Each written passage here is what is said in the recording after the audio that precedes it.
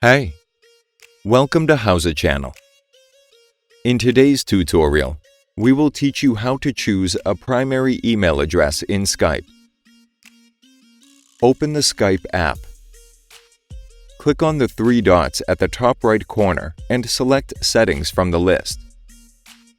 Go to Account and Profile. Look for Your Profile and click on it. The browser window will open. Scroll down and look for Contact Details. Click on Edit Profile. Look for Email Address. Check the Set as Primary Email option next to the address you need. Scroll down and click on Save.